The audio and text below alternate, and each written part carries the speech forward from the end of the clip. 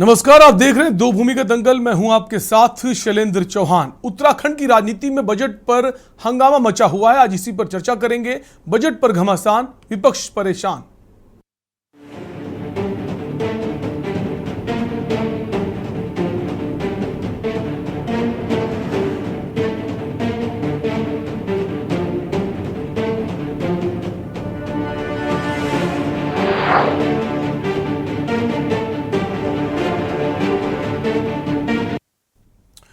धामी सरकार के फैसले के बाद विधानसभा सचिवालय ने ग्रीष्मकालीन राजधानी गैरसैंण में बजट सत्र की अधिसूचना जारी कर दी है। गैरसैंण के भराड़ीसैंण स्थित विधानसभा भवन में 13 मार्च से सत्र शुरू होगा, जबकि 15 मार्च को सरकार बजट पेश करेगी। धामी सरकार के बजट में रोजगार पर फोकस होगा। इसके साथ ही सरकार अवस्थापना, विकास, पर्यटन, औद्योगिक विकास, खेती व उद्यानिकी पर ज्यादा जोर देगी। माना जा रहा है कि धामी सरकार का बजट सशक्त उत्तराखंड 2025 की दिशा को तय करने वाला होगा। वहीं धामी सरकार जनता के सुझाव आमंत्रित कर सुझाव के अनुसार बजट तैयार कर रही है। एक तरफ जहां सरकार इस बजट सत्र को ऐतिहासिक बनाने की कोशिश में है, तो दूसरी तरफ विपक्ष की ओर से सवाल खड़े किए जा रहे हैं। विपक्ष का कहना है कि सरकार का खजाना खाली है, सरकार सिर्फ सुर्खियां बटोरने का काम कर रही है। आज इसी मुद्दे पर चर्चा करेंगे। उससे पहले ये रिपोर्ट देखिए।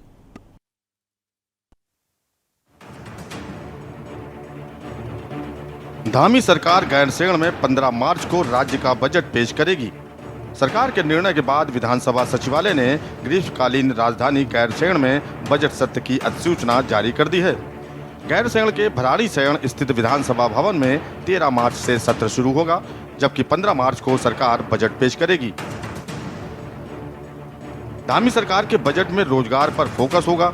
इसके साथ ही सरकार अवस्थापना, विकास, पर्यटन, औद्योगिक विकास, खेती व उद्यानिकी पर ज्यादा जोर देगी। माना जा रहा है कि धामी सरकार का बजट सशक्त उत्तराखंड 2025 की दिशा को तय करने वाला होगा। वहीं धामी सरकार जनता के सुझाव आमंत्रित कर सुझाव के अनुसार बजट तैयार कर रही है। निश्चित रूप से बजट पर केंद्रीय बजट की का प्रभाव भी होगा।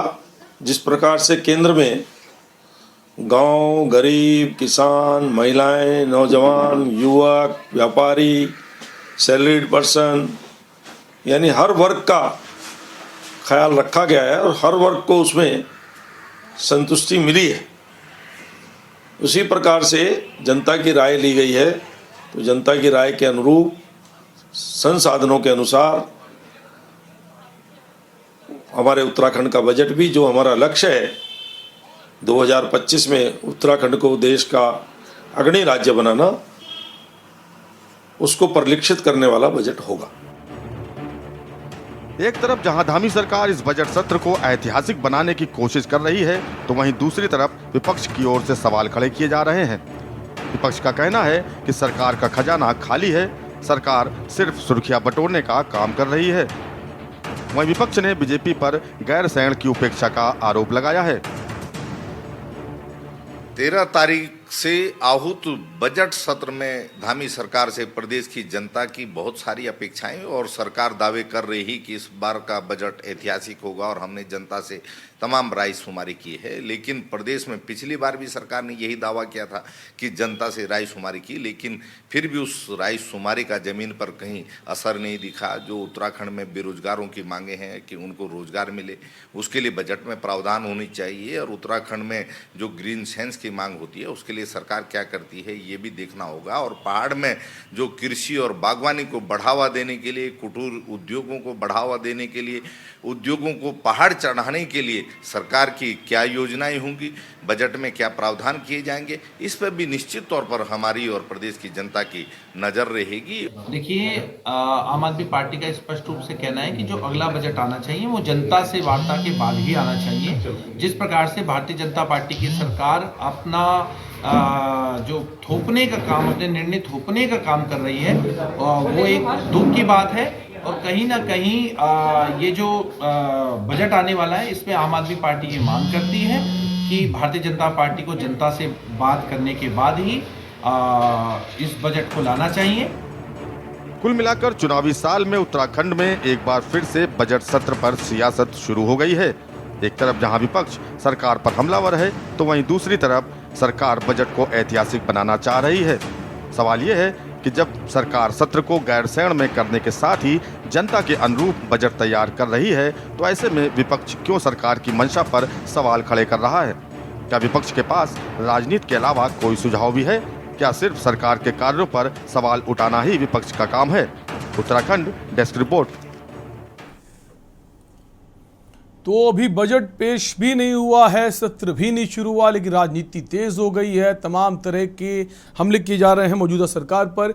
इसी पर हम चर्चा करेंगे, क्या वाकई जो विपक्ष का कहना है, क्या वाकई में उसकी बातों में दम है या फिर यूं ही राजनीति एक माहौल बनाने की कोशिश? इसी पर हम चर्चा करेंगे। कई खास मेहमान नंबर से जुड़ेंगे। फिलहाल हमारे साथ आशीष पाल सिंह बिष्ट जुड़ गए, कांग्रेस प्रवक्ता है। सर, बहुत बहुत स्वागत आपका। अरुण शर्मा जुड़ गए हैं, वरिष्ठ पत्रकार हैं। अरुण जी, आपका भी बहुत बहुत स्वागत है। और हमारे साथ एक और खास मेहमान जुड़ गए हैं, सोमेश्वरा बूढ़ा कोटी यूकेडी प्रवक्ता हैं। सोमेश्वरा जी, स्वागत है आपका चर्चा में। शुरुआत शीशपाल जी आप ही से करेंगे। अभी तो सत्र शुरू भी नहीं हुआ और अक्सर हम देखते विपक्ष कहता रहा गैरसैंण में सत्र क्यों नहीं आयोजित किया जाता है। इस बार तो गैरसैंण में सत्र का आयोजन हो रहा है, आपको तो खुशी होनी चाहिए। देखिए शैलेंद्र जी देखिए, कांग्रेस पार्टी लंबे समय से मांग कर रही थी कि आप जो है गैरसैंण में विधानसभा का सत्र आयोजित कीजिए। अब कांग्रेस पार्टी के दबाव में, ये मीडिया के दबाव में, ये जनता के दबाव में सरकार गैरसैंण में विधानसभा सत्र आयोजित करा रही है, अच्छी बात है। लेकिन केवल विधानसभा सत्र आयोजित करने से गैरसैंण की समस्या का समाधान नहीं हो जाता। आपको गैरसैंण को अस्थायी राजधानी तत्काल रूप से घोषित करना चाहिए, क्योंकि आपके चुनावी घोषणा पत्र में 100 दिन में जो गैरसैंण को राजधानी घोषित करने की बात थी, वो तो अभी दिवा स्वप्न ही है और केवल झुनझुनी की तरह बजता है। वो हकीकत से अभी कोसों दूर है और केवल राजधानी घोषित करने से भी काम नहीं चलेगा। शैलेंद्र जी, सरकार को कम से कम मुख्यमंत्री को 6 महीने गैरसैंण में बैठ के प्रदेश का कामकाज चलाना चाहिए। अभी प्रवृत्ति की जन भावना के अनुसार जो है राजधानी का जो सपना था राज्य की जनता, वो अपने उद्देश्यों में सफल होगा, तो ये बात। और दूसरा, जो बजट में जो राज्य के विकास के लिए, जो पर्वत क्षेत्रों के विकास के लिए जो अभी तक भी केवल एक सपना है, उसके लिए क्या प्रावधान होते हैं, ये कांग्रेस पार्टी लंबे समय से मांग कर रही है। और दूसरा ये है कि बजट सत्र का जो अवधि है वो बहुत लिमिटेड है। शैलेंद्र जी, विभागवार बजट पर चर्चा होनी चाहिए, उसके लिए बजट को सत्र को लंबा होना चाहिए था। सरकार बजट सत्र सीमित समय के लिए क्यों बुला रही है, समझ से परे की बात है। दूसरा, जो पहाड़ में आज सबसे बड़ी समस्या है पलायन की, आप पलायन को रोकने के लिए सरकार जमीनी स्तर के क्या उपाय करती है, बजट में क्या प्रावधान होंगे, ये देखने लायक बात की होगी। और जो आज तक उद्योग पहाड़ नहीं चढ़ पाए हैं, जो पहाड़ के जो यहाँ पर उपलब्धता है खाद्यान्न वस्तुएं, चाहे कोदा है, झंगोरा है, या हमारी तिलहन है, दालें हैं, मरचा, उसके लिए क्या नीति लेकर सरकार आती है, उसके लिए मार्केट कैसे उपलब्ध कराती है, ये देखने वाली बात होगी। और जो मात्र शक्ति के दम पर ये राज्य बना, जो हमारी पहाड़ की महिलाओं के पीठ से आज भी जो है बोझ कम नहीं हो पा रहा है, घास का या जंगल का, उसको कम करने के लिए और उनकी जो समस्याओं का आसार बनाने के लिए सरकार केवल बातें ही करती है, ये बजट में प्रावधान भी करती है, ये देखने वाली बात होगी। और हमारी आशंकाएं इसलिए हैं शैलेंद्र जी, जो आपका सवाल भी है, क्योंकि पिछली बार भी सरकार ने बड़े बड़े दावे किए थे। उन्होंने कहा था जनता से राय शुमारी के बाद हम बजट ला रहे हैं, तो वो धरातल पर कहीं दिखाई नहीं दिया। और दूसरा, अभी जो पिछली बार का बजट खर्च था, उस मामले में भी सरकार फिसड्डी है। जमीन पर कहीं वो विकास नहीं दिखाई दिया, कहीं बेरोजगारों के लिए रोजगार नहीं दिखाई दिया, कहीं मात्र शक्ति सबल होती हुई दिखाई नहीं दी, कहीं पहाड़ में उद्योग चढ़ता हुआ नहीं दिखाई दिया। तो इसलिए हमारी आशंकाएं हैं और हमारा विपक्ष होने के नाते सवाल उठाना भी बहुत जरूरी, क्योंकि हम प्रदेश के चौकीदार हैं और जनता बिल्कुल एक विपक्ष की भूमिका जो है वो उसको बाकायदा बेहतर तरह से निभानी चाहिए और जो मांगे हैं विपक्ष को वो सरकार से रखनी भी चाहिए, चाहे उस सत्र बढ़ाने की मांग हो या फिर जो बजट पिछली बार का था कितना खर्च हुआ, ज़्यादा खर्च क्यों नहीं हुआ, तमाम सारे जो मुद्दे हैं जो जनता के हित में उसको रखने में कोई बुराई नहीं है। हमारे साथ बीजेपी के जो हैं प्रवक्ता जुड़ेंगे, उनसे जवाब भी जानेंगे। उससे पहले सोमेश्वरा बूढ़ा कोटी हमारे साथ बने हुए यूकेडी प्रवक्ता हैं। सोमेश्वरा जी, आपसे जानना चाहेंगे इस बार का जो सत्र है कितना अलग होने वाला है और विपक्ष के पास ऐसे कौन से मुद्दे हैं?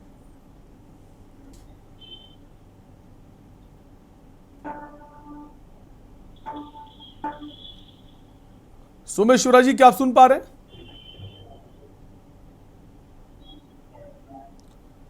हम चाहेंगे आप अपने फोन को अनम्यूट कर लें, सोमेश्वरा जी। हेलो, आवाज आ रही है सर? जी, आपकी आवाज आ रही है। ऐसे कौन से मुद्दे हैं विपक्ष के पास जो इस बार बेबाकी से वो रखेगी? अभी अभी मैं अपने कांग्रेस के साथी उनसे मैं सुन रहा था, वो कह रहे थे कि गैरसैंण राजधानी बननी चाहिए। आपको ध्यान होगा कि अभी वर्तमान में पिछले 23 सालों से बीजेपी और कांग्रेस की सरकारें हैं हमारे राज्य में, और 2016 में जब माननीय हरीश रावत जी की सरकार थी, कांग्रेस की गवर्नमेंट थी, मैं अभी ये आंकड़े कुछ निकाल रहा था, मदन कौशिक जी ने उस टाइम बयान दिया और विधानसभा सत्र में उन्होंने कहा कि गैरसैंण राजधानी बननी चाहिए।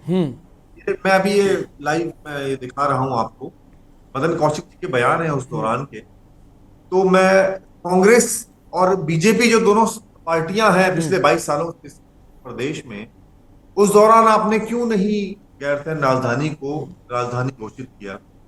वर्तमान में संवाददाता जी, तीन राजधानियां, तीन जो है हमारी विधानसभाओं की मांग चल रही है प्रदेश में। एक छोटा सा स्टेट है, 70 विधानसभाओं का छोटा सा राज्य है, 5 सभा की सीटें हैं। एक राजधानी आपने रिस्पना पुल पे बनाई हुई है, एक आपने गैरसैंण बनाई हुई, और एक वर्तमान में अभी आप रायपुर में आप लोगों ने एक जमीन आवंटित की है विधानसभा के लिए। एक छोटे से राज्य में हो रही हैं, और दोनों जो राष्ट्रीय पार्टियां हैं, मैं कई बार कहता हूं कि ये प्रदेश विरोधी पार्टी।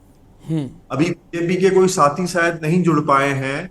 आप ये देखिए कि कांग्रेस की भी सरकार रही, हरीश रावत जी की जब सरकार थी उस दौरान बीजेपी हल्ला मचा रही थी। मदन कौशिक जी के बयान है ये, उन्होंने क्वेश्चन किया विधानसभा में कि गैरसैंण राजधानी बननी चाहिए। तो उस दौरान कांग्रेस ने क्यों ये प्रस्ताव पारित नहीं किया? क्यों कांग्रेस ने उस टाइम जनता की वाहवाही नहीं लूटी?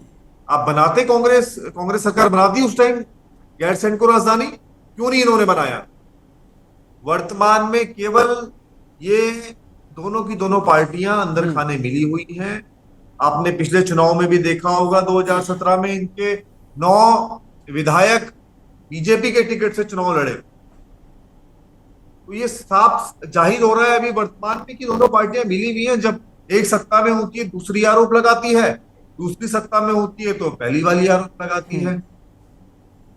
तो समझना पड़ेगा प्रदेश की स्थिति क्या है प्रदेश की। लेकिन अब तक ही कहा जा रहा था गैरसैंण जो है वहां पर सत्र जो है वो उसकी शुरुआत नहीं की जा रही है, वहां सत्र नहीं। इस बार सत्र की शुरुआत तो विधानसभा सत्र की गई है। अब देखने वाली बात होगी जो राजधानी का मुद्दा है उसको लेकर सरकार का रुख क्या होता है। आपके पास लौटेंगे, संगीता शर्मा जी के पास हम आएंगे। संगीता जी हमारे साथ बनी हुई हैं आम आदमी पार्टी से। संगीता जी, कैसे देखते हैं सत्र की शुरुआत नहीं हुई है और राजनीति इतनी तेज हो गई है? देखिए चौहान जी, जो बजट इस बार सत्र आहूत होना है वो गैरसैंण में होना है। सरकार ने ये कहा है, बहुत अच्छी बात है, चलिए गैरसैंण में होना है। जनता से सुझाव भी मांगे जाएंगे, पहले भी मांगे गए थे, लेकिन हमने देखा कि जो भी बजट जिन भी विभागों को आवंटित हुआ, जिन विधायकों को आवंटित हुआ, वो अभी तक खर्च भी नहीं हुआ है। वो योजनाएं जो पहले सत्र की थी वो आज तक अमली जामा नहीं पहन पाई हैं। तो ऐसे में जब दोबारा बजट सत्र आहूत होने जा रहा है तो जो भी बजट आवंटित हो वो विकास की योजनाओं पर खर्च हो, ऐसा सरकार को ध्यान देना चाहिए। और देखिए, जो बजट हो वो सबके लिए हितकारी हो, फिर चाहे वो वृद्ध हो, महिला हो, युवा हो, बेरोजगार हमारा नौजवान हो, सबके हिस्से में कुछ ना कुछ आना चाहिए। स्वास्थ्य, शिक्षा, जो हम स्कूलों के हालात देख रहे हैं कि बहुत से सरकारी स्कूल बंद हो चुके हैं, तो कहीं बिल्डिंगें जो हैं वो बिल्कुल जर्जर हैं। तो किस तरह से शिक्षा के लिए बजट आता है, किस तरह से स्वास्थ्य की व्यवस्थाओं के लिए बजट आता है, पहाड़ में किस तरह से स्वास्थ्य व्यवस्थाएं पहाड़ की ओर चढ़ पाती हैं, क्योंकि वो अधिकतर वेंटिलेटर पर रहती हैं और नहीं तो सिर्फ रेफर सेंटर बनकर जो रह चुकी हैं। तो अब सरकार किस तरह से बजट सत्र को आहूत करेगी और कितनी जो योजनाएं हैं और कितने कार्य जो हैं वो अमली जामा पहन पाएंगे, ये शैलेंद्र जी देखने की बात होगी। क्योंकि जो सरकार का गैरसैंण का फैसला है, अच्छा फैसला है, लेकिन वो फैसला उन्होंने पहले भी लिया था और वो उसमें सफल नहीं हो पाए थे। लास्ट में उन्होंने उस फैसले को बदला और जो जी। बजट सत्र था वो देहरादून में आहूत हुआ और उन्होंने कहा कि चारधाम यात्रा चल रही है। बिल्कुल। उस इस वक्त बार ऐसा थोड़ा ना रिस्क हो, भी था, सरकार जो है मौसम का हवाला दिया गया था और इसलिए कहा गया था कि अगली बार हम इसका जो सत्र है उसकी शुरुआत करेंगे, और वो किया भी किया। देखने वाली बात होगी कि वो कौन से ऐसे मुद्दे हैं जिन्हें बजट में शामिल किया जाएगा जो ज़रूरी हैं। आपके पास लौटेंगे, अरुण शर्मा जी के पास आएंगे। अरुण जी, आपने सबको सुना और जैसा कि संगीता जी कह रही थी कि पिछली बार जो बजट था तो बहुत से ऐसे आवंटन होता है अलग अलग क्षेत्रों में, वो पैसा खर्च नहीं होता, पास तो कर दिया, आवंटन तो कर दिया जाता है, खर्च ही नहीं होता। इसके पीछे क्या कारण मानते हैं? या खर्च करने की मंशा नहीं है, या इतना ज़्यादा फंडिंग हो जाती है खर्च नहीं कर पाते? अरुण जी। देखिए, हमें ये समझना पड़ेगा कि बजट क्या होता है। अभी संगीता जी कह रही थी कि विधायकों को जो बजट आवंटित हुआ वो खर्च नहीं हुआ। अरे भाई, विधायकों को कोई बजट नहीं दिया जाता, बजट विभागों को दिया जाता है, एक बात। दूसरी चीज देखिए, विजय बहुगुणा के टाइम पर सबसे पहले कैबिनेट बैठक हुई थी गैरसैंण में, और उसके बाद सत्र भी आहूत हुए, और उसके बाद लगातार वहां साल में एक आध सत्र आहूत होता रहा है। और वो सत्र कितनी परेशानियों से आहूत होता है वो हम लोगों को पता है, जिन्होंने कवर किया। वो टेंट में भी सत्र चला है और टेंट में लोगों को रहना पड़ा है। वो किस मुसीबत में रहे हैं, वहाँ सर्दी का मौसम बहुत ज्यादा है और कई बार वहाँ बारिश आने पे बर्फ पड़ जाती है। हमने तो वो स्नोफॉल भी वहाँ देखा है। लेकिन अच्छी बात यह है कि अब वहाँ विधान भवन क्या है, विधायकों के आवास बन गए हैं, मुख्यमंत्री आवास बन गए, मंत्री आवास बन गए हैं, कर्मचारियों के आवास बन गए हैं, लेकिन अभी भी मूलभूत सुविधाओं का अभाव है।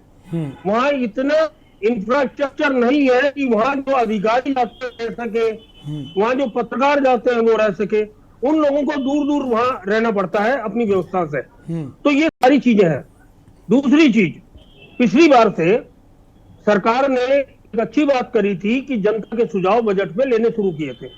मैं ये अच्छी परंपरा मानता हूं, और उन जो अच्छे सुझाव आए उनको बजट में समाहित भी किया जाना चाहिए। दूसरी चीज, हमारे यहाँ अगर उत्तराखंड की बात करें तो हमारे यहाँ बजट जो भी बनता है सालाना, उसका अधिकांश हिस्सा पेंशन और तनख्वाह पे निकल जाता है सरकारी कर्मचारियों। ये भी देखना होगा कि हम इस खर्च के बाद कितना पैसा बचता है जो हम विकास पे खर्च कर सके।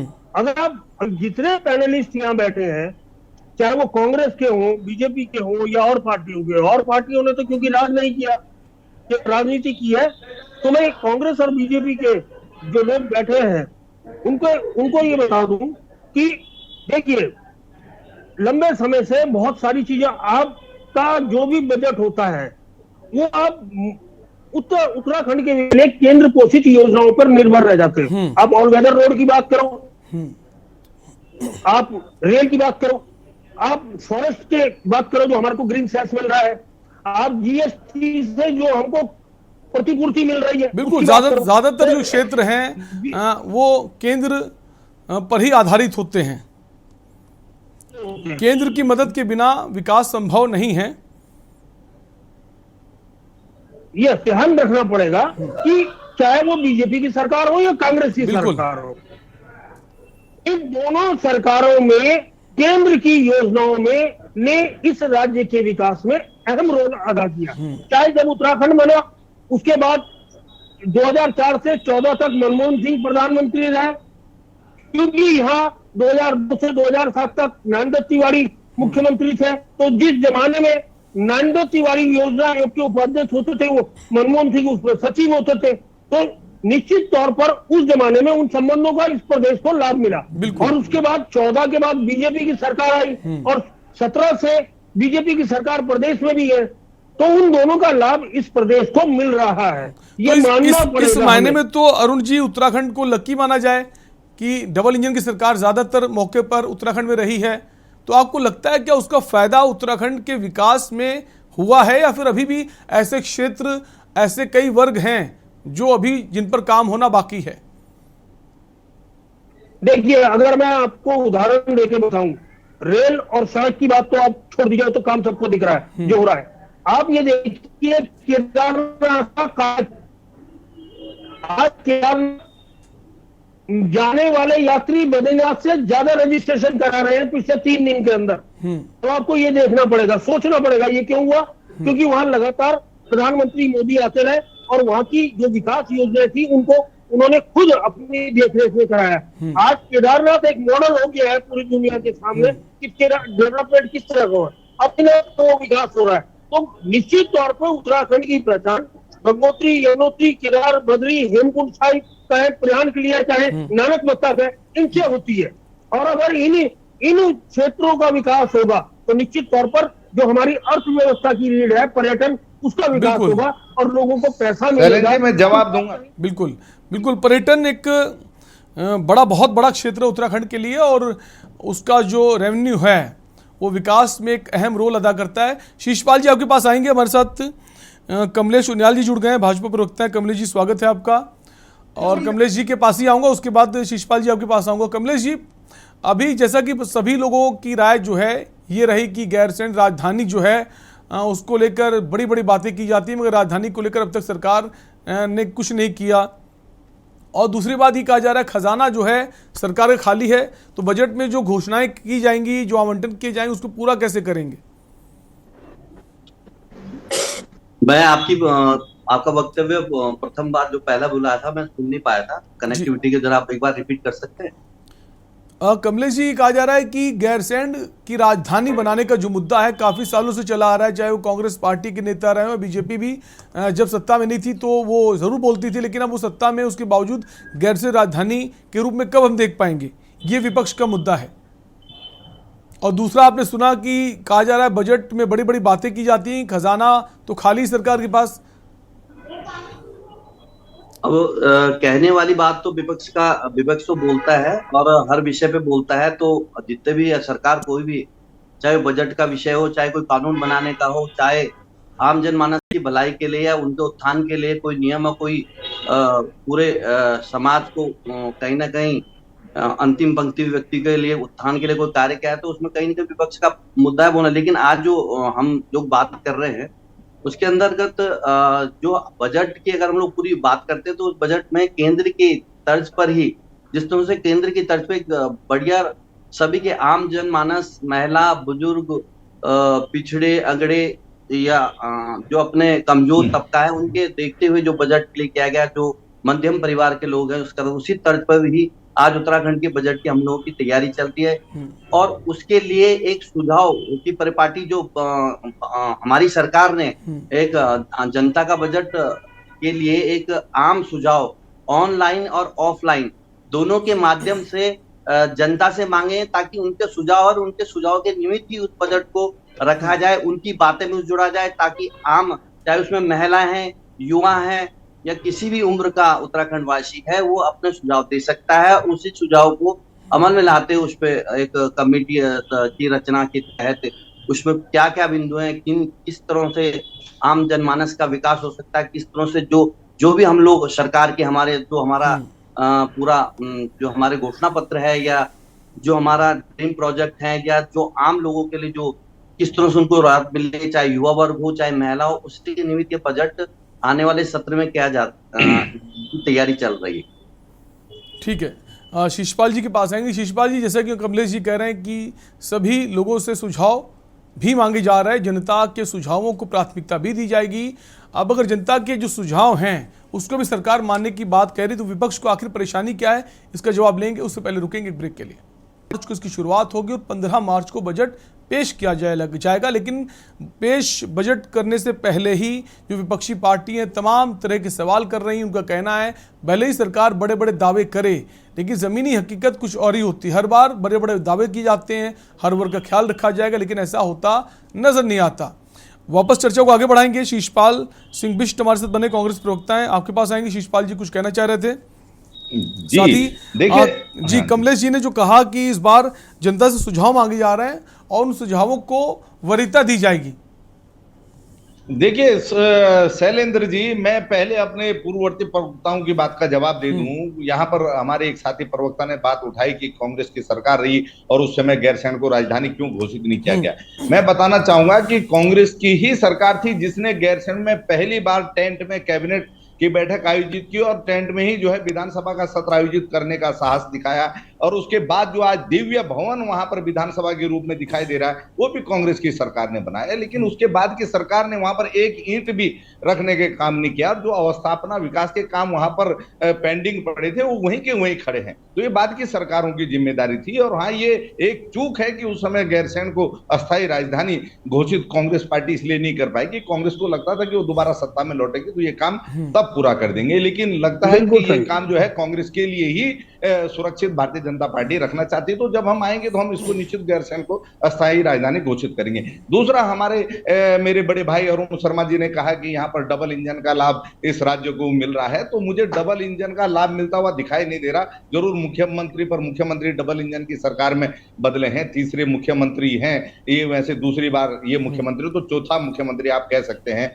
तमाम जो रेल और चार धाम जो ये ऑल वेदर रोड का क्रेडिट लेने का प्रयास सरकार कर रही है, तो आपको पता होगा कि इसकी डीपीआर और पूरा जो बजट का सैंक्शन वो तो कांग्रेस की यूपीए पार्ट 2 में हो चुका था, तो उसी का जो है ढोल पीट रही है भारतीय जनता पार्टी की सरकार। इसके अलावा डबल इंजन ने तो इस राज्य को दर्द ही दर्द दी है। बेरोजगार लगातार सड़क पर आंदोलन कर रहे हैं, कानून व्यवस्था चौपट है, विकास लगभग राज्य में ठप पड़ गया है। और जो ये कह रहे हैं कि हम जनता से सुझाव ले रहे हैं, तो उन जनता के सुझावों को लेने से काम नहीं चलेगा ना, उस पर अमल भी करना पड़ता है। जो वो काम जो है सुझाव धरातल पे दिखाई भी तो देने चाहिए ना शैलेंद्र जी। वो सुझाव धरातल पे क्यों नहीं उतरते हैं? मैं लगातार इस बात को लंबे समय से हम कह रहे हैं, कांग्रेस पार्टी सदन में और सड़क पर उठा रही है, लेकिन सरकार प्रचंड बहुमत के नशे में है और लगातार जनता की आवाज नहीं सुनती, विपक्ष की आवाज नहीं सुनती। वो विकास जिसका ये दावा करते हैं वो आखिर दिखाई क्यों नहीं दे रहा? पलायन पहाड़ों से रुक क्यों नहीं रहा है? आप बताइए, लगातार नई रिपोर्टें आ रही हैं कि साहब इतने गांव जो है मानव विहीन हो गए, उतने गांव महान भी हो गए, इतने गांव यहाँ से दरक गए, यहाँ दरारें पड़ गई, वहां दरारें पड़ गई, ये खतरे की जद में, वो खतरे की जद में। लगातार आंदोलन हो रहे हैं, लेकिन सरकार उन सुझावों पर अगर जमीनी स्तर पर काम करती तो वो विकास कहीं दिखाई देता। और बड़े आश्चर्य की बात है शैलेंद्र जी की, जो केंद्रीय मद का पैसा, जो केंद्रीय अनुदान राज्यों को मिलता है, वो अभी आपने देखा जो जिला प्लान का और स्थानीय निकाय का 756 करोड़ रुपया राज्यों को मिलना था, उसके मामले में फिजिबल रिपोर्ट तक अधिकारियों ने भेजी समय से। आज की ही रिपोर्ट अखबारों में आप पढ़ ली कि समग्र शिक्षा का जो केंद्रीय अनुदान का पैसा, उस पर अधिकारियों ने काम ही नहीं किया। तो आप बताइए, इस केंद्रीय अनुदान का लाभ भी अगर राज्य के मशीनरी नहीं उठा पा रही है, लाल फीताशाही अगर एसी में सोई पड़ी है, तो बताइए इसमें विपक्ष का दोष है? भाई इनसे काम लेना ये क्यों नहीं हो रहे? तो मंत्री और मुख्यमंत्री का काम है। इसका मतलब है कि ब्यूरोक्रेसी पर मुख्यमंत्री और मंत्रियों का नियंत्रण नहीं है, ये सरकार का फेल्योर है, आपसे सरकार नहीं चल रही है। तो ये बड़े सवाल हैं। और जो पिछला बजट है, इतनी जो मस्कत के बाद राज्य का बजट चर्च होता है, उसके लिए बजट का प्रावधान होता है, वो भी पैसा अगर अधिकारी आपकी मशीनरी समय से नहीं खर्च कर पा रही है और मार्च सिर पे है, अब उसको बजट को ठिकाने लगाने की आप तैयारी कर रहे हैं, तो कागजों में तो वो बजट ठिकाने लग जवाब लेंगे कमलेश सुनियाल जी से, उससे पहले होगा। ठीक है, तो इसका भी नुकसान राज्य को उठाना जवाब लेंगे कमलेश सुनियाल जी से, उससे पहले सोमे शोरा जी के पास आएंगे। सोमेश्वरा जी, क्या वाकई ऐसा है कि बजट जब सत्र शुरू होता है, बजट पेश किया जाता है, लेकिन बजट की जो धनराशि है वो क्या वाकई खर्च नहीं की जाती है, या मंशा ठीक नहीं है, या फिर इतना ज़्यादा बजट पास कर दिया जाता खर्च ही नहीं कर पाते अधिकारी? उनको लगता ही नहीं कि हाँ हमें ज़रूरत है, उनको लगता है पहले से सारा विकास है क्षेत्रों में। आप ये देखिए कि पिछले 22-23 सालों में इन दोनों पार्टियों की सरकारें रही हैं, लगभग 70,000 करोड़ रुपए का बजट, और एक भी उपलब्धि इन 23 सालों में किसी राजनीतिक पार्टी नहीं रही। पार्टी आप शिक्षा में देख लीजिए, स्वास्थ्य में देख लीजिए, कांग्रेस बोल रहे थे, इनके ही सरकार के दौरान के आंकड़े हैं, 3,500 गांव पलायन कर गए इस राज्य से। और जो राज्य आधे से ज्यादा भारत को बिजली देता है, गंगा जल पिलाता है, प्रसाद पिलाता है, उस राज्य में 350 गांव ऐसे हैं जहां पानी नहीं आ रहा। ये केवल समस्या ये आ रही है कि हम अपनी पार्टियां बचाने के लिए डिबेट करते हैं, हम अपनी पार्टियों को बचाने के लिए डिबेट कर रहे हैं। जिस दिन हम अपने प्रदेश को बचाने के लिए डिबेट करेंगे, शीशपाल जी आप बोल रहे थे, मैं 2 मिनट में बोलूंगा, जिस दिन हम प्रदेश को बचाने के लिए डिबेट करेंगे, उस दिन सारी समस्याओं का समाधान उस दिन होगा। आप ये देखिए कि बेरोजगारी में हमारा प्रदेश नंबर 1 पे है, हत्याएं यहाँ पे हो रही हैं, मानव तस्करी यहाँ पे हो रही है, रोज लड़की गायब, लड़कियां गायब, लड़कियां गायब। अभी रोजगार के लिए, बेरोजगारी के लिए लड़के बच्चे बैठे हुए थे प्रदेश के, आपने लाठीचार्ज करवा दिया उनके ऊपर। और क्यों नहीं बोलते? कांग्रेस के 11 विधायक हैं सत्ता में, पावर में हैं ये लोग, विपक्ष है, मजबूत विपक्ष। बताइए मुझे एक विधायक का नाम बताइए जिसने बयान दिया हो अखबार में या मीडिया में, 11 विधायकों में से। अरे लगातार कांग्रेस पार्टी सड़क पे आंदोलन कर रही है भाई। भारतीय आपका काम तो केवल टिप्पणी करना है, आपको कांग्रेस का संघर्ष दिखाई नहीं दे रहा है। 18 विधायक हैं भाई, सारी गलती हमारी है। हम कह रहे हैं सारी गलती हमारी है, और कांग्रेस पार्टी ने लगातार मुख्यमंत्री इस उठाने का काम कर रही है, और सरकार से अगर भिड़ रही है, कांग्रेस के ही लोग हैं जिन पे मुकदमे हो रहे हैं। इसी बेचैनी की वजह, ये बेचैनी ना अच्छी बात नहीं, अनर्गल आरोप मत लगाइए ना, जो हो रहा है उसको आप कैसे नकार सकते हैं? आप पूछ लीजिए, यहाँ पर अरुण भाई बैठे हैं, इतने वरिष्ठ पत्रकार हैं, कि कांग्रेस पार्टी बेरोजगारों के साथ खड़ी है कि नहीं? ये तो सोमेश्वर जी, कांग्रेस पार्टी के जो नेता हैं, जो विधायक हैं, देखते हैं अक्सर धरना प्रदर्शन करते हैं, अपनी बात को बेबाकी से उठा भी रहे, ऐसा नहीं है। हाँ, कुछ ऐसे मुद्दे हो सकते हैं जहां जिसमें दूरी बनाई गई हो, वो अलग बात है। अभी कमेंट आएंगे नीचे, डिबेट के नीचे कमेंट देखिएगा आप। आपके 11 विधायक हैं, सबसे मजबूत विपक्ष है आप उत्तराखंड में। अरे ये क्यों नहीं बोलता आपका कोई विधायक? भाजपा से मिले हुए लग रहे हैं, हमारे 8 विधायक गायब कर मिले हुए हम तो नहीं, सोमेश्वर जी दोनों लोगों की बातें कर रहे हैं, चाहे वो भाजपा हो, जो कांग्रेस हो। अरे ये 11 विधायक बोल रहे हैं, 19 विधायक है ना शैलेंद्र जी, 8 विधायकों को क्यों गायब कर रहे हैं? आपकी हंसी है, इतने गंभीर विषय पे आपकी हंसी, आपकी गंभीरता जाहिर कर रही है ये हंसी आपकी। अरे नहीं बोला सोमेश भाई, आप गलत आंकड़े दे रहे हैं, मैं इसलिए टिप्पणी कर रहा हूँ। रोजगार के लिए आंदोलन कर रहे थे, उनपे 307 लग गई। कौन सा विधायक बोला आपका? कौन सा मंत्री बोला आपका? अरे बोलेंगे आप आंदोलनकारियों की बात कर रहे हैं। सोमेश्वर जी, शीशपाल जी कह रहे हैं जो आंकड़े आप बता रहे हैं वो गलत हैं, जो संख्या आप बता रहे हैं वो गलत है। चाहिए यहाँ डिबेट में बैठने पे। और ये पत्रकार महोदय जो बीच में अरुण जी हैं, वो भी मुझे लग रहा है शायद बीजेपी से प्रभावित हैं। आप मुझे उपलब्धि बताइए ना पिछले 22-23 सालों में। उन्होंने ये भी कहा है कि जब मनमोहन सिंह की सरकार थी यूपीए की, और उस वक्त जब कांग्रेस उत्तराखंड में कांग्रेस सरकार थी, तो उसका फायदा मिला है उत्तराखंड की जनता को, डबल इंजन की सरकार का। अगर केंद्र में सरकार है और उसी पार्टी की उत्तराखंड में सरकार है तो उसका फायदा मिलता है, क्योंकि जो यहाँ की योजनाएं हैं, ज्यादातर जो पॉलिसीज है उसमें जो शेयरिंग परसेंटेज होता है, केंद्र की बिना की मदद के संभव नहीं है, चाहे वो कांग्रेस पार्टी या बीजेपी, उन्होंने दोनों की बात की है। उमेश जी, नहीं, ये शैलेंद्र जी मैं जवाब दूंगा, मुझे समय जी शिशपाल जी। देखिए सोमेश जी, शैलेंद्र जी, बेरोजगारों पर यहाँ पर लाठीचार्ज हुआ, कांग्रेस पार्टी ने उसकी भर्त्सना की, और भर्त्सना ही नहीं की, लगातार 1 सप्ताह तक धरना प्रदर्शन और सचिवालय कूच किया। उस सचिवालय कूच में कांग्रेस पार्टी के पूर्व मुख्यमंत्री आदरणीय हरीश रावत जी, पूर्व विधानसभा में नेता प्रतिपक्ष जो है प्रीतम सिंह जी, वर्तमान नेता प्रतिपक्ष यशपाल आर्य जी, हमारे तमाम जो विधायक हैं, चाहे वो भुवन कापड़ी रहे हों या जो भी अन्य आसपास के विधायक थे, सारे के सारे उस प्रोटेस्ट में शामिल रहे। और आरोप गलत है कि कांग्रेस का कोई विधायक और पूर्व मंत्री नहीं बोल रहा। अगर विपक्ष के साथियों को वो नहीं दिखाई दे रहा है, उन्होंने दिन के उजाले में आंखें बंद कर रखी हैं, वो समाचार नहीं देखते या अपडेट नहीं रहते, तो उसमें कांग्रेस पार्टी क्या कर सकती है? लेकिन प्रदेश की जनता भली भांति जानती है कि कांग्रेस पार्टी राज्य के ज्वलंत मुद्दों पर हमेशा मुखर रहती है, सड़क बिल्कुल, और मुखर रहना भी चाहिए। और जैसा कि सोमेश्वर जी कह रहे हैं, विधायक जो हैं वो आपके नजर नहीं आते, आपके प्रदेश अध्यक्ष नजर आते हैं, बाकी बड़े नेता नजर आते हैं, हरीश रावत खुद नजर आते हैं। अगर कुछ विधायक नजर नहीं आते, उनको भी जोर शोर से आवाज उठानी चाहिए, धरना प्रदर्शन करने चाहिए। अगर कोई राय दे रहा है तो उसको स्वीकार, ये शिशपाल जी कांग्रेस पार्टी के लिए अच्छा है, विपक्ष के लिए। आप दोनों के पास वापस आएंगे, संगीता जी के पास आएंगे। संगीता जी, जैसा कि शिशपाल जी ने भी कहा, पलायन एक बड़ा मुद्दा रहा है, चाहे वो कांग्रेस गवर्नमेंट हो या बीजेपी गवर्नमेंट हो। पलायन को रोकने के लिए समय समय पॉलिसीज भी लाई गई, क्या वो पॉलिसी ज़्यादा प्रभावित नहीं कर पाई लोगों को रोकने के लिए? क्योंकि पलायन जो है, अभी भी हम अक्सर देख रहे हैं, ज़्यादातर लोग जो हैं बड़े शहरों का रुख करते हैं। एक बड़ी चुनौती सरकार के लिए पलायन पर रोक लगाना। संगीता जी। देखिए चौहान जी, पहले मैं अपने बड़े भाई साहब अरुण जी की बात का जवाब दूंगी। उन्होंने कहा कि बजट सत्र में जो है वो विभागों को बजट दिया जाता है। मैंने भी यही कहा था कि विभागों को बजट आवंटित होता है, लेकिन विधायकों को जो बजट मिलता है, हमारा दुर्भाग्य यह है कि विधायक निधि भी वो लोग खर्च नहीं कर पाते जो उस क्षेत्र के विकास के लिए होती है। विधायक निधि अगर पूरी तरह से खर्च करें तब भी उस क्षेत्र का विकास संभव है, वो उसको भी पूरा नहीं खर्च कर पाते। आज हम देखेंगे तो वो पैसा लैप्स हो जाता है और वापस भेज दिया जाता है, जबकि उनको उस क्षेत्र में उससे विकास करना चाहिए। आई पलायन की बात देखिए शैलेंद्र जी, पलायन लगातार हो रहा है। पलायन आयोग बना, लेकिन वो खुद ही कहाँ पलायन कर गया यही देखने में नहीं आया।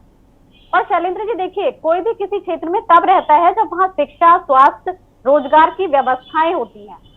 जब वहाँ उनके बच्चों के लिए शिक्षा नहीं होगी, उनके लिए रोजगार नहीं होगा, उनके लिए स्वास्थ्य सुविधाएं नहीं होंगी, तो कोई वहाँ क्यों रहेगा? फिर उन्हें छोड़ करके बाहर शहरों में जाना पड़ता है।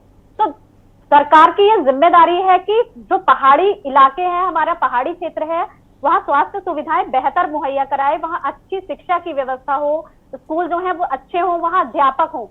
आप देखेंगे जो सरकारी स्कूल है वहाँ अध्यापक ही नहीं है, कितने स्कूल बिल्कुल खाली पड़े हैं। जो अस्पताल है वहाँ डॉक्टर ही नहीं है। तो जब वो मूलभूत जो धरातलीय सुविधाएं हैं जब वो लोगों को नहीं मिलेंगी शैलेंद्र जी, तो पलायन रुक जाए ऐसा बिल्कुल भी संभव नहीं है। और जो युवा है उनके लिए रोजगार की व्यवस्था अगर उत्तराखंड में नहीं होगी तो वहाँ कैसे रुकेंगे? उनको अपनी रोजी रोटी कमाने के लिए दूसरी जगह जाना पड़ेगा। और हमारा उत्तराखंड लगातार खाली हो रहा है, गांव के गांव खाली हो रहे हैं। तो सरकार को इस पर गंभीरता दिखानी चाहिए। और देखिए जो कर्ज भी मैं कहूंगी उत्तराखंड पर लगातार बढ़ रहा है, तो जब इस बार बजट आवंटित हो तो कोई ऐसा भी उसमें सरकार को रखना चाहिए समाधान कि जो उत्तराखंड पर कर्ज है उसको कैसे उबारा जाए, उसका भी रास्ता सरकार को ढूंढना चाहिए। बिल्कुल। अरुण जी कैसे देखते हैं, पलायन एक बड़ा मुद्दा रहा है और क्या जो पॉलिसीज मौजूदा सरकार ने पिछले कार्यकाल में निकाली पलायन को रोकने के लिए, क्या उसमें कुछ कमी है या फिर जो पहाड़ी क्षेत्र हैं वहाँ पर ऐसी व्यवस्थाएं नहीं हैं जिससे लोग आसानी से सरवाइव कर पाएँ? ये बड़ी वजह है लोग मूव करते हैं अपने क्षेत्रों से। अरुण जी। शैलेंद्र जी, दो चीजें पहले मैं जवाब दे दूं। एक तो मुझे सख्त आपत्ति है यूकेडी के जो प्रवक्ता है ये इनकी जानकारी और ये फिर दूसरे आदमी को जो भाजपा और कांग्रेस दोनों की बात करता है। किसी पार्टी का प्रवक्ता नहीं हूं मैं, सरकार हूं। मैं कांग्रेस की बात उतनी करूंगा जितनी बीजेपी की करूंगा। कांग्रेस के शासनकाल में क्या नहीं हुआ और जो हुआ वो भी बताऊंगा, और जो अगर सवाल होगा उस पद में और बीजेपी की बात भी करूंगा। एक तो मुझे सख्त आपत्ति है इस तरह, या तो तैयारी से आए जब आप डिबेट में बैठते हैं और दूसरे पे आरोप न लगाएं। दूसरी चीज, वाले समय में आपत्ति होगी, प्रदेश युवा हो गया प्रदेश। अरे तो आप करते रहिए ना, कभी तो आप जब भी आपकी युवा हो गए आपत्ति करेंगे आप लोगों को भी। आप उपलब्धि बताइए ना, पिछले 30 सालों सालों में बैठे हुए थे जी, आप घर में गाली देते। कमलेश जी सुन लीजिए, आपके पास आएंगे, इसके बाद आप ही के पास आएंगे। तो भाजपा के गोद में आरोप लगाने से पहले अपने जनेवाद में भी जाके जरा आपकी क्या भूमिका रही है? भड़कने की बात थोड़ी है, तो प्रदेश का मामला है। ठीक है कमलेश जी, आपके पास आएंगे। अरुण जी को अपनी बात पूरी करने दीजिए। या उत्तराखंड में रहे, हमेशा वो सरकार की गोद में जाके बैठे हुए और इसलिए सुन लीजिए सत्य कड़वा होता है। दूसरी चीज, आपने पलायन की बात करी। देखिए शैलेंद्र भाई, अगर आप 5 मूलभूत आवश्यकताएं जो है जनता की, आप स्वास्थ्य, शिक्षा, सड़क, पेयजल, अगर इनकी तरफ ध्यान नहीं देंगे, स्वास्थ्य, शिक्षा, पेयजल और सड़क, अगर इनको आप जो मूलभूत सुविधाएं जनता की इनकी तरफ ध्यान नहीं देंगे तो निश्चित तौर पर उस क्षेत्र से पलायन होगा। अब आप चलेंगे इस चीज को प्रैक्टिकली समझ लीजिए। पलायन 2 तरह का है, मेरे सारे प्रवक्ता जितने भी बैठे हैं वो भी समझ लें कि पलायन 2 तरह का होता है, एक इंटर स्टेट, एक आउटर स्टेट। बहुत सारे लोग उत्तराखंड के बाहर नौकरी करने चले गए। आज दिल्ली में, लखनऊ में, लुधियाना में, कानपुर में, बंबई में उत्तराखंड के लोगों की भरमार है, क्योंकि उनको अपनी आजीविका चलानी थी, अपने बच्चों का भरण पोषण करना था, इसलिए वो बाहर चले गए। दूसरी स्थिति यह है कि वो पलायन हुआ है पर्वत से मैदानी क्षेत्रों की तरफ, और वो हुआ है सुविधा के दृष्टिगत, क्योंकि मैदान में स्वास्थ्य, शिक्षा, सड़क, ये सब की आपको सुविधा मिल रही थी। अगर पहाड़ में कोई बीमार हो जाता है, हमने इस पे भी डिबेट की है, पहाड़ में बीमार हो जाता है, कई जगह सड़क नहीं है, 10-10 किलोमीटर चारपाई पे लाद के ले जाना पड़ता है, मौत हो जाती है किसी की, तो निश्चित तौर पर वो फेलियर है और वो उन सुविधाओं को लगातार जुटाने का प्रयास सरकारों को करना चाहिए, ये बात है। तो पलायन तो ये हो रहा है, जब हमें सुविधाएं नहीं मिलेंगी तो पलायन करेंगे, अच्छी शिक्षा के लिए मैदान की तरफ आएंगे, अच्छी स्वास्थ्य के लिए मैदान की तरफ आएंगे, ये चीजें आज ये बहुत सारा प्रयास हो रहा है। और अभी इसी सरकार ने वो पहाड़ पे 2 एकड़ जमीन तक अगर कोई उद्योग स्थापित करना चाहता है, इन्वेस्टर है, उसको अनुमति देने का फैसला किया, अभी किया, मैदान में वो 20 एकड़ तक हो गया। तो ये अच्छी बात है, अगर इन्वेस्टर यहाँ के इन्वेस्ट कर रहा है, निश्चित तौर पर जब वो इन्वेस्ट करेगा हमारे लोगों को रोजगार भी मिलेगा और उस जगह का विकास होगा। मैं आपको एक उदाहरण बता रहा हूं, अब आप देहरादून से सटा हुआ जौहरी ग्रांट अस्पताल देख लीजिए, क्योंकि मैं पहला पीआर हूं, वहां का रहा हूं, इसलिए मुझे बात है। जब वहां जमीन खरीदी गई थी, चारों तरफ बंजर भूमि थी। आज देहरादून, ऋषिकेश, हल्द्वानी से ज्यादा शोरूम उस चारों तरफ है, क्योंकि वो जगह डेवलप हो गई। आज वहां 1200 बेड का अस्पताल है, लगभग 10,000 कर्मचारी काम कर रहे हैं, तो क्या उस जगह का विकास नहीं होगा? हम विकास को किन पैमानों पर देखेंगे? अगर इन्वेस्टर आके इन्वेस्ट नहीं करेगा, अब थानों में 108 बीघे में, आज वह थानों में जाके जमीन का रेट देख लीजिए, तो क्या इस्कॉन टेम्पल अगर यहां बनेगा तो क्या विकास नहीं होगा उस इलाके का? निश्चित तौर पर वह और सुविधाएं भी लोग जुटाते हैं, छोटे छोटे होटल खुलते हैं, मैकेनिक की दुकानें खुलती है, हवा पंचर की दुकानें खुलती है, रेस्टोरेंट खुलते हैं, तो निश्चित तौर पर उस जगह की आर्थिकी में इजाफा होता है। तो ये सब चीजों को हमें समझना पड़ेगा। अगर हम लोग घोड़े का पट्टा आंखों में डाल लें, जिसमें इधर उधर नहीं दिखता, आगे ही दिखता है, तो निश्चित तौर पर हम दिमागी रौब से कुंद हो जाएंगे और अच्छी बहस नहीं करेंगे। और अच्छी बहस के लिए अच्छा पढ़ना भी जरूरी है। अगर आप पढ़ेंगे नहीं तो कभी भी किसी का जवाब नहीं देंगे, आप जिद करने लगेंगे, आप बहस नहीं करेंगे, आप जिद करेंगे। जी कमलेश उनियाल जी, कैसे देखते हैं इस बार का बजट है, बाकी बजट से कितना अलग खास होने वाला है? कौन से ऐसे क्षेत्र हैं जहां जरूरी है बजट में उसको शामिल करना जो पिछली बार छूट गए थे? कमलेश जी को अनम्यूट करवाइए। कमलेश जी अनम्यूट कर लीजिए अपने फोन को, आपकी आवाज नहीं आ रही है। मैं कुछ अभी हमारे प्रवक्तागण अभी अपनी अपनी बात रख रहे हैं, तो थोड़ा उनसे मिलती हुई जाते आपकी बात का जवाब दूंगा। अभी जैसे रोजगार के विषय में या हम पलायन के विषय में या डबल इंजन की सरकार ने डीपीआर, अभी कांग्रेस के प्रवक्ता बता रहे थे साहब डीपीआर हमारी सरकार ने बनाई, ये तो सारे कार्य जो है हमारी सरकार कर रही है और ये नाम ले रहे हैं। हम तो ये कह रहे हैं भाई साहब कि कांग्रेस के जो कार्य हुए हैं, अगर हम तो यही बोल रहे हैं सब कुछ आप ही हो, आपने 60 साल राज किया है, आपकी सरकार में चाहे केंद्र की बात हो चाहे, लेकिन भारतीय जनता पार्टी, हम लोगों ने कहा कि अगर हम पलायन के क्षेत्र में काम किया तो भारतीय जनता पार्टी ने किया है। रोजगार के क्षेत्र की अगर मैं बात करता हूं तो वैकल्पिक ऊर्जा के अंतर्गत जो 25% सब्सिडी की अगर हम लोग बात करते हैं, पहाड़ी क्षेत्रों में 25% सब्सिडी की बात करते हैं, तो वो त्रिवेंद्र जी के कार्यकाल में जो कार्य हुए थे वो उसकी एक देन है। इसीलिए तो हम बहुमत जीत करके आए 2000 आपके 22 के चुनाव में फिर जीत के आए। आपको तो सरकार ने फिर नकार दिया जनता ने। उसके अलावा आप होम स्टे की हम लोग बात करते हैं, होम स्टे के अंतर्गत आप ये देखिए आज कितने टूरिज्म प्लेस हैं जिनमें अपने घरों में लोगों ने दोबारा रिवर्स पलायन की अगर हम लोग बात करते हैं, तो उसमें कहीं ना कहीं सरकार की नीयत, सरकार की जो नीति है उसको देख करके 2017 में हम लोग जीत के आए, 2022 में भी हम लोग जीत के आए। आपकी स्थिति क्या है? आपको कमलेश जी क्या लगता है पिछली बार ऐसे कौन से काम अधूरे रह गए जो इस सरकार में पूरे होने हैं? बजट कितना खास, कितना अलग होने वाला है? हमारा जो बजट है, जो हमने बजट किया, हमने इसीलिए जो हम 2002 पर हम लेके आए हैं, ये जो बजट है आम जनमानस का बजट है। उत्तराखंड के हर महिला, हर युवा, हर बेरोजगार साथी, जिसके भी जो सुझाव हैं उसके लिए एक वेबसाइट है। वेबसाइट में ऑनलाइन और ऑफलाइन दोनों हमारे पास कई आंकड़े आते हैं। इसके अंतर्गत चाहे युवाओं के लिए हो, चाहे शिक्षा का मामला हो, चाहे आपका बेरोजगारी वाले मामला हो, हमारी सरकार ने कमेटियों का गठन किया है। इस कमेटी और समितियों गठन में हमने रोस्टेड कैलेंडर निकाल रखा है रोजगार के ऊपर, और उस कैलेंडर के अंतर्गत हम लोगों का हमारा यह कहना है कि जैसे हम कैलेंडर हमारा जब तक पूरा करीबन 33 प्रकार के उसमें परीक्षाएं जिनको हमने कैलेंडर को सूचीबद्ध किया है, तो इस तरह की योजनाएं रचनाएं सरकार ऐसे नहीं बजट में किसके लिए कितनी की व्यवस्था है और किस चीज को आम जनमानस जब ये बजट सामने आएगा तो आप ये देखिए कि क्योंकि विपक्ष का काम कहीं ना कहीं बोलना है, ठीक है आप बोल सकते हैं, लेकिन कमलेश जी मोटे तौर पर समझना चाहेंगे आपसे कौन से ऐसे क्षेत्र हैं जहां अभी बहुत कुछ करना बाकी है?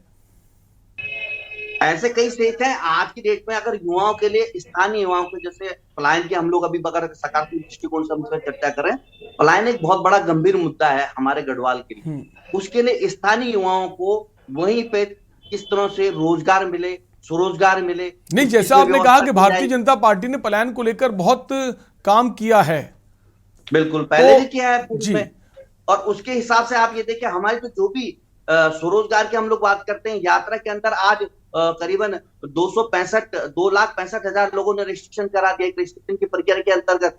और उस हिसाब से जो रोपवे की आप बात करते हैं, हमारे जो अभी पत्रकार बंधु बता रहे थे, भाई 2013 की आपदा के बाद कोई कल्पना कर सकता था कि इतने यात्री 14 लाख यात्री केदारनाथ जैसे आप जहाँ पे पैदल यात्रा है वहां पे आए हैं। तो कहीं ना कहीं जो सड़कों का जाल हो, चाहे हम लोग चारधाम योजना की बात करते हैं, हम रेल की बात आज केदारनाथ के लिए एक रेल का रोपवे की हम लोग बात करते हैं, तो इससे कहीं ना कहीं टूरिज्म बढ़ेगा तो रोजगार तो स्वतः ही बढ़ेगा। तो ये जो हमारी नीति और जो रीति है कार्य करने के लिए आम जनमानस का किस तरह से भला हो, किस तरह से उनको उनका जो अधिकार हो और वो किस तरह से अपने पैरों पे यहाँ के युवा खड़े हो, हमारी मातृशक्ति को किस तरह से मजबूत, इस क्षेत्र में मातृशक्ति के लिए भारतीय जनता पार्टी ने सतत काम किया है। तो इस बजट में कुछ इसी तरह से आप जब बजट आपके सम्मुख आएगा और आप लोग, मैं तो विपक्ष से बोलूंगा, ये सुझाव देना, ऑनलाइन ऑफलाइन सुझाव नहीं, शिषपाल जी तो कह रहे हैं जो सत्र की अवधि है उसको बढ़ाया जाना चाहिए। इतने कम सत्र में क्या विपक्ष सवाल करेगा और क्या जिसको जवाब मिलेगा? विधानसभा अध्यक्ष का अपना क्षेत्राधिकार है, और अगर पक्ष और विपक्ष और अन्य दल अगर ये चाहेंगे कि भाई जो आज सत्ता में जिनके विधायक जीत गए, तो ये भी एक व्यवस्था है कि वो उनके आगे रखें, और ये भी एक संवैधानिक व्यवस्था का वो निर्णय ले सकते हैं। और इसीलिए बहुत लंबा समय, करीबन 8 से 10 दिन का जो सत्र का लगा है, इसीलिए रखा है ताकि माइक्रो लेवल पे हर चीज को कहीं ना कहीं, इसीलिए जनता के ये रखा गया है, जनता का आम बजट मजबूत माना। एक और सवाल है कमलेश जी, विपक्ष का, कांग्रेस पार्टी का, बाकी लोगों का भी, कि गैरसैंण को, राजधानी को लेकर क्या प्रयास किए जा रहे हैं सरकार की तरफ से? क्या सरकार आश्वासन देगी, आश्वस्त करेगी कि कब राजधानी के रूप में गैरसैंण को देख पाएंगे? देखिए, अगर सकारात्मक दृष्टिकोण से दुखद है, ऐसा नहीं है।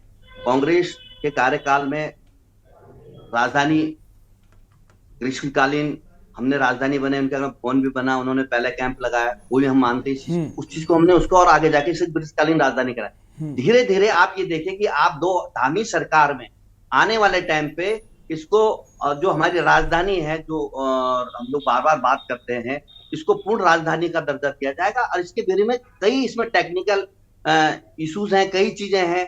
इस तरह से सत्र आप देखिए कि हर बार, आज भी हमने गैरसैंण में जो आज सत्र का क्या, तो एक क्या क्या चीजें फेस आए, क्या क्या इंटरनेट है, कई चीजें कनेक्टिविटी है, कई चीजें हैं, और सरकार की स्थिति धीरे धीरे जो पॉजिटिव दृष्टिकोण में जा रही है। तो आने वाले टाइम पे भी कोई ना अच्छी इसमें वो मिलेगी। और जो हमारा लक्ष्य है स्थायी राजधानी के लिए, उसके लिए तो सभी दल और सभी, चाहे सरकार में, चाहे विपक्ष में, चाहे पक्ष में, तो उसमें तो दोहरा ही नहीं है कोई बात कि भाई कोई ये चाह रहा के साथ कल के नहीं, यहाँ नहीं हटना चाहिए। तो इतना बड़ा भवन बना है, लोगों की सोच है, लोग वहाँ, हमारी सरकार जा रही है, सब पूर्व में सत्र किए हैं, अब भी सत्र हैं, तो उद्देश्य तो एक ही। जी शिषपाल जी, जैसा कि आपने सुना कमलेश जी को, वो तो कह रहे हैं हम तो पूरी कोशिश कर रहे हैं कि पूर्ण राजधानी बने, और वो ये भी कह रहे हैं कि अगर आप कह रहे हैं सत्र की अवधि बढ़नी चाहिए तो ये बात रखी जाएगी, और उम्मीद करते हैं विपक्ष की जो बातें हैं जिससे जनता का फायदा हो, जनता के हित में हो, उसको पूरा करने में कोई गुरेज नहीं करना चाहिए। देखिए, कमलेश सुनियाल जी यहाँ पे तो कह रहे हैं कि बजट की सत्र अगर विपक्ष कहेगा तो बढ़ा देंगे, लेकिन ये कमलेश जी का ज्यूरिडिक्शन का क्षेत्र नहीं है। सरकार ने 6 दिन का बजट सत्र आहूत कर दिया है, और उतने कम अवधि के समय में आप बताइए विभागवार चर्चाएं कैसे होंगी? क्योंकि अगर बजट में विपक्ष के विधायकों को पूरा मौका नहीं लगेगा सवाल उठाने का, क्योंकि 650 से ज्यादा सवाल तो पिछले विधानसभा बजट सत्र के ही जो है शीतकालीन सत्र के पेंडिंग पड़े हुए हैं, उनको भी इस बजट सत्र में आना है। और तमाम चीजें हैं जो पहाड़ के विकास के सवालों पर। शिषपाल जी, कौन से विभाग हैं जिनमें ज्यादा फोकस करने की जरूरत है सरकार को? देखिए, सबसे महत्वपूर्ण है यहाँ पर शिक्षा का जो आज स्तर गिर रहा है। आज ही की रिपोर्ट है, केंद्र की रिपोर्ट है तमाम, और जो अभी शिक्षा में देश में दूसरे नंबर पर उत्तराखंड होता था, अब 35वें पायदान पर खिसक गया है। तमाम जो अभी प्रधानमंत्री कार्यालय से एक सर्वे हुआ है, उसी में आप देखिए कि आप जो है 100 में से 50 अंक मिले हैं तमाम लगभग कई जनपदों को, ज्यादातर जनपदों को। तो इस प्रकार की जो स्थितियां हैं उसमें सुधार करना चाहिए। गिरावट क्यों आ रही है? जो स्वास्थ्य की बदहाल स्थितियां हैं, लगातार गर्भवती महिलाओं के जच्चा बच्चा की मौत की खबरें आ जाती हैं, उन पर रोक लगनी चाहिए। उसमें सरकार को, और जो रोजगार के लिए लगातार संघर्ष हो रहा है, जो सपने यहाँ बेरोजगारों को डबल इंजन की सरकार ने दिखाए थे, उनको पंख लगाने चाहिए और रोजगार वास्तव में धरातल में वो झोले से बाहर आने चाहिए, झोले में पैक करके ना रखें। और दूसरा, जो पलायन का एक बड़ा मसला है, पलायन के लिए गंभीर प्रयास करने चाहिए। जो रिवर माइग्रेशन की बात सरकार केवल कर रही है, वो धरातल पर रिवर माइग्रेशन दिख नहीं रहा।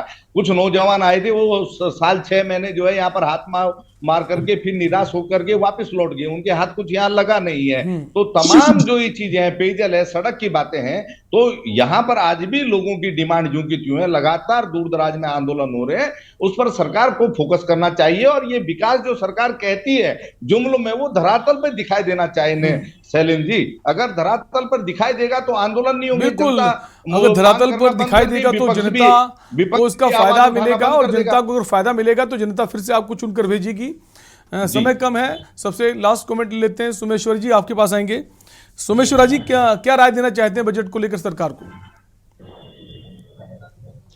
चौहान जी, धन्यवाद। मैं अभी साथी को सुन रहा था, वो कह रहे हैं कि हम होम स्टे और रोजगार पे बड़ी बड़ी वो बातें कर रहे हैं। लगभग 7-8 साल से बीजेपी की सरकार है राज्य में, और केंद्र में भी बीजेपी की सरकार है। और हमारे आप तो दोनों बार रहे, कांग्रेस में रहे, भाजपा की सरकार में रहे। ठीक है कमलेश जी, समय कम है, कम शब्दों में चाहेंगे सोमेश्वर जी अपनी बात पूरी करें। आप क्या अहम राय देना चाहेंगे सरकार को, ताकि वो राय जो है वो बजट में शामिल हो? आता है, बेरोजगारी में हमारा राज्य पहले पायदान पे आता है। पढ़े लिखे बच्चे, एमटेक, बीटेक, पोस्ट ग्रेजुएट बच्चे आंदोलन कर रहे हैं। अगर अपने हक की बात करते हैं तो लाठी। बिल्कुल, रोजगार एक बड़ा मुद्दा है। संगीता जी, आपकी राय? विषय है। ठीक है सर, जो ठीक है, समय कम। संगीता जी क्या राय देंगी? सरकार ही अगर उसकी मार, ठीक है सोमेश्वर जी, समय कम है। संगीता जी? स्वास्थ्य शिक्षा पर सरकार को बजट में एक महत्वपूर्ण दृष्टि से बजट को पेश करना चाहिए, और स्वास्थ्य शिक्षा का जो पहाड़ी क्षेत्र है उन पर किस तरह से वो योजनाएं, बिल्कुल, ताकि उन लोगों को घोषणाएं करनी चाहिए, ताकि पलायन भी उस दृष्टि से रुक सके और पहाड़ का विकास। बिल्कुल, शिक्षा और स्वास्थ्य दो बड़े मुद्दे हैं, खासकर पहाड़ी क्षेत्रों के लिए, जिनको बहुत दूर यात्रा करनी पड़ती है। समय कम है, अरुण जी के पास आएंगे। अरुण जी, क्या राय देंगे? बजट में ऐसे कौन से मुख्य बिंदु है जिन्हें शामिल करने की ज्यादा जरूरत है सरकार को? देखिए, मैं 2-3 चीजें बोलूंगा। पहली चीज, विधायक संगीता जी ने बोला, शायद जानकारी नहीं है, विधायक निधि लैप्स नहीं होती। जब तक विधायक रहता है, उस साल में जो विधायक निधि खर्च की है वो दूसरे साल जुड़ जाती है, और इसीलिए जितने विधायक हैं ये अंतिम साल में सबसे ज्यादा विधायक निधि पे खर्च करते हैं। दूसरी चीज, अगर अगली बात वो इसलिए अक्सर होता है खर्च की, चुनाव का सीजन होता है, चुनाव के पहले खर्च करते हैं तो जनता याद रखती है विधायक जी ने वो काम करा है, उसका फायदा सरकार को मिले। नहीं हो जाता है, अंतिम वर्ष में पूरा खर्च करते हैं, पूरा का पूरा 6 करोड़ रुपए खर्च होता है अंतिम वर्ष में। दूसरी चीज, मैंने वो कवर में बात बोल रहा हूँ। दूसरी चीज देखिए, कभी भी आज तक गैरसैंण में जितना समय दिया गया उतने टाइम सत्र नहीं चला, उससे तंबू उखड़ जाता है, क्योंकि वहां विपक्षी दल, चाहे वो कांग्रेस के रहे हो या भाजपा के रहे हो, करते हैं, उस हंगामे में बजट पास हो जाता है, और मुझे तो लगता है ये दोनों दल मिलकर करते हैं। तीसरी चीज, बजट सत्र का निर्धारण विधानसभा की कार्य मंत्रणा समिति करती है, और उस कार्य मंत्रणा समिति को पूरा अधिकार है, उसमें तमाम दलों के विधायक होते हैं, उसमें उनको अधिकार है कि वो कितने दिन सत्र चलाए। चौथी चीज, और सबसे अंतिम बात, महत्वपूर्ण चीज बोल रहा हूं कि आज तक जिस मुख्यमंत्री ने विधानसभा सत्र गैरसैंण में आहूत किए हैं, वो पूरे टाइम मुख्यमंत्री नहीं रहा है। बिल्कुल, एक ये भी देखने वाली बात होगी कि ऐसा भी संभव हो सकता है और जो हंगामा है, हंगामा ना हो, सत्र शांतिपूर्ण चले, विपक्षी बात सुनी जाए, ये उम्मीद करनी चाहिए। आप सभी मेहमानों का बहुत बहुत शुक्रिया चर्चा में शामिल होने के लिए। तो देवभूमि के दंगल में बात कर रहे थे, बजट सत्र की शुरुआत से पहले ही हंगामा शुरू हो गया है। विपक्ष का कहना है कि सरकार बातें तो बड़ी बड़ी करती है लेकिन उसका फायदा आम जनता को नहीं मिलता है। अब देखने की बात होगी कितना फायदा जनता को मिलेगा और विपक्ष का क्या रुख रहता है आने वाले दिनों में। फिलहाल के लिए आपसे लेंगे इजाजत। देखते रहिए के न्यूज़ इंडिया। नमस्कार।